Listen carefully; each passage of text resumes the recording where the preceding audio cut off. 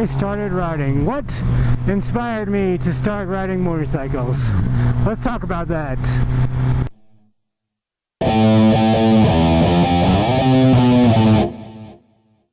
What's up, YouTube?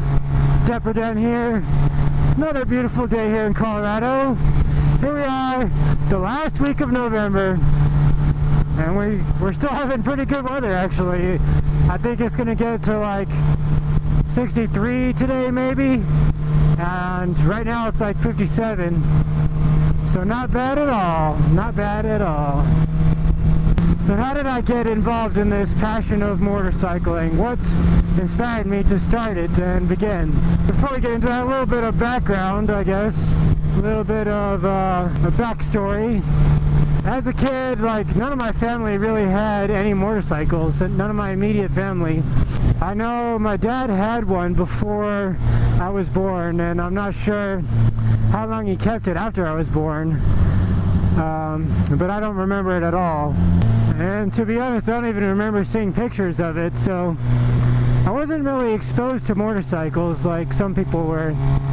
I know a few of my uncles had motorcycles, but they all live in New Mexico, so it's not really close to here. It's like an 8-hour drive to go see them, and I did take a ride on theirs a couple times as a kid.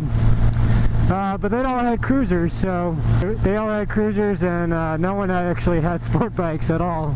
So a couple years go by, I think I was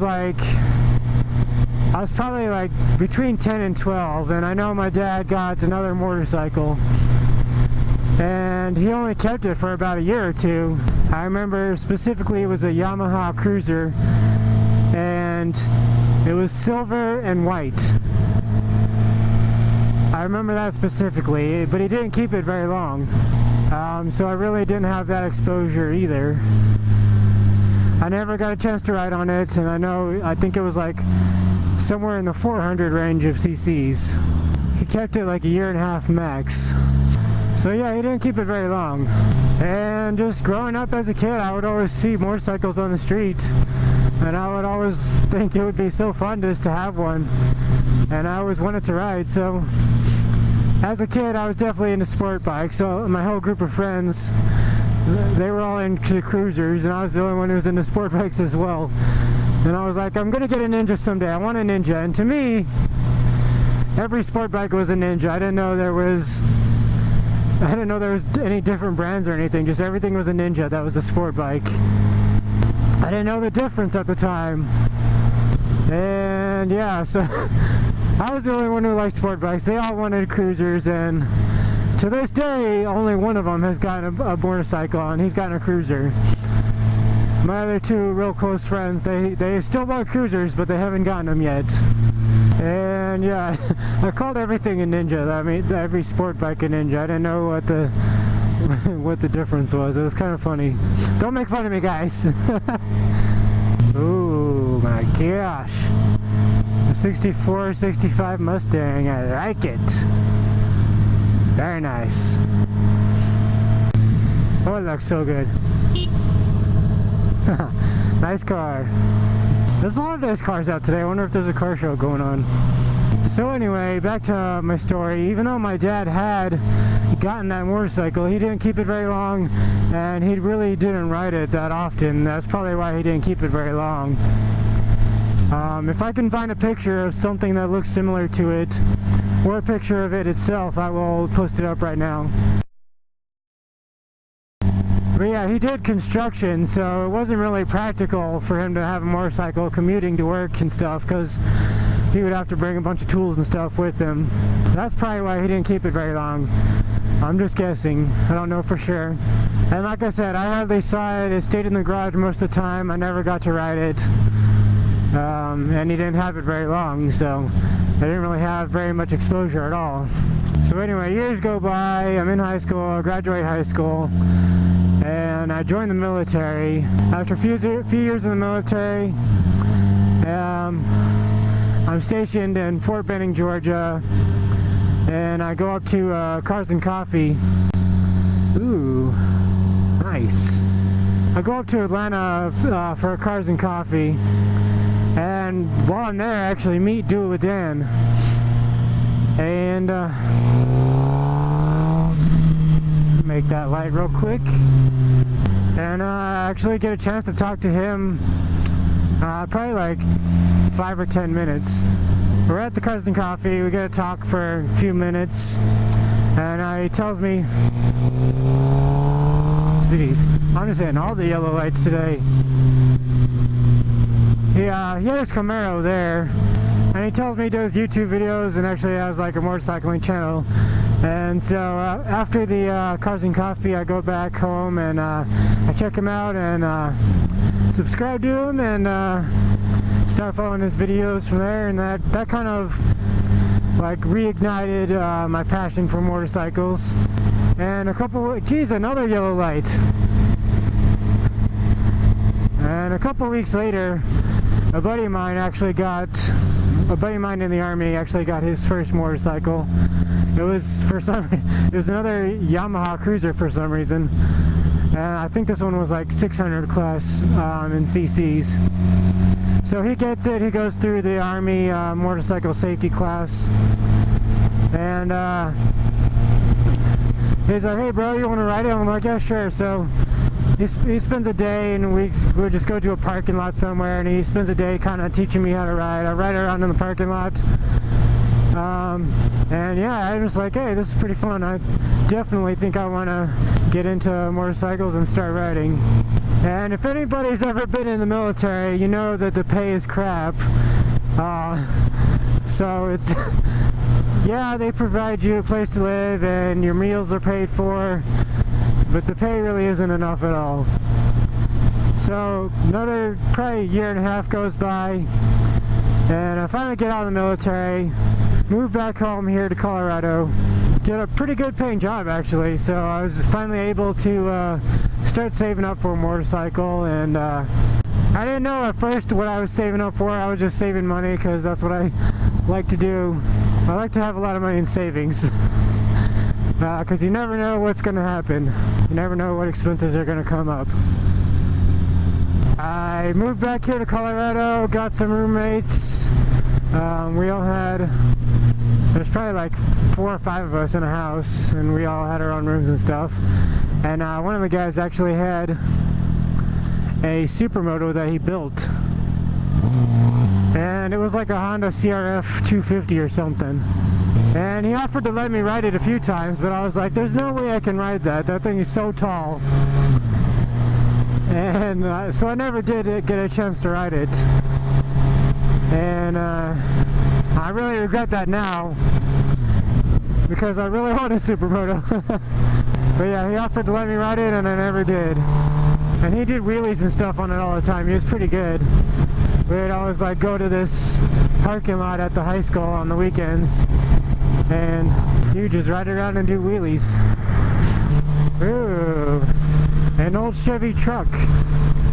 Back when they used to actually look good. I like it. Man, there's a bunch of classic cars out today. So one day I'm just like looking on Craigslist, looking at motorcycles, and I find my old bike. I find my Ninja 250. I'm like, and it was in red too, and red is my favorite color. So I was like, I really want this bike. I look at the price. I'm like, you know what? I have that much money in the bank. Let's go and get it. So I go to the dealership. Actually, that's right down the road here. I go there, we fill out all the paperwork and stuff, and I actually purchased the bike. And since I didn't have my motorcycle endorsement at the time, they wouldn't let me ride it home. But they did say that they delivered. So a couple days later, I was at work obviously, and I was like, can you guys deliver on a Saturday? And they said yeah. A couple days later, they delivered it to my door, and they just left it there with the key in it and everything. I didn't get a phone call, I didn't get a text or anything saying that it was delivered. And me and my roommate at the time were out to lunch, and we got back and there it was, just sitting on the doorstep. They actually pulled it up on the sidewalk and almost to the house, and just left it there with the key in it and everything. And I was like, okay, anybody could have stolen that. Good job, guys.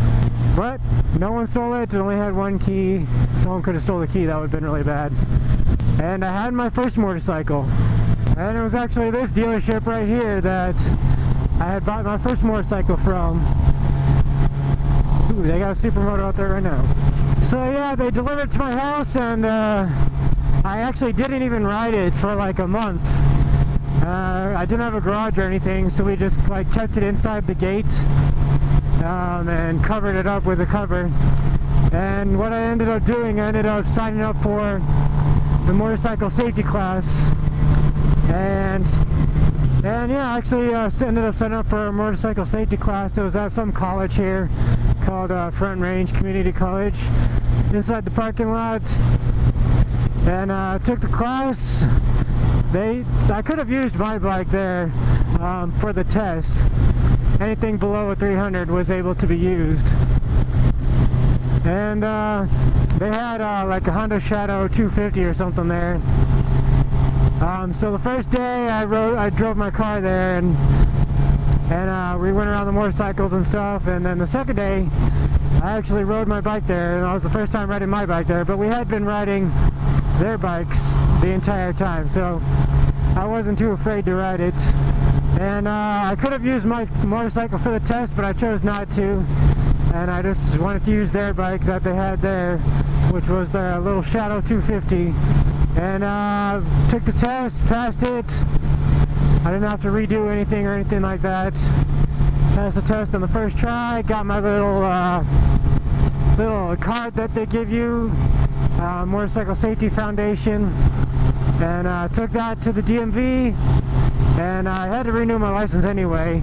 Renewed my license, got my motorcycle endorsement, and now it's completely legal. So I started riding my motorcycle more. Unfortunately, it was in the winter, so I was only able to ride it every once in a while. So yeah, started riding more and more often, and as often as I could during the winter. And once spring hits, once some nice weather finally hit, we in full force started riding a lot more. And made some friends through motorcycling, and actually inspired my roommate, which was one of my close friends, to get a bike. So he got his first bike, and yeah, so I started riding more and more in the spring, and a few months later, in the summer actually, that's when I started the channel, and just been enjoying it ever since. I definitely do not regret getting a motorcycle. It's probably one of the best things you can enjoy in life that isn't illegal. It's just a rush that you can't get anywhere else. And if you guys haven't gotten a motorcycle or ever been on one, I highly suggest you get your motorcycle license and get into riding, because it's hard to be depressed on a motorcycle, I can tell you that. But anyway guys, that's all I got for right now. If you enjoyed this little story of how I got inspired to ride motorcycles, hit the thumbs up button. And if you enjoyed today's video, go ahead and hit it too. If you haven't already, hit the subscribe button. Leave me a comment, let me know what you think, and actually let me know what inspired you to start riding motorcycles. Thanks for watching, and have a good day. Later.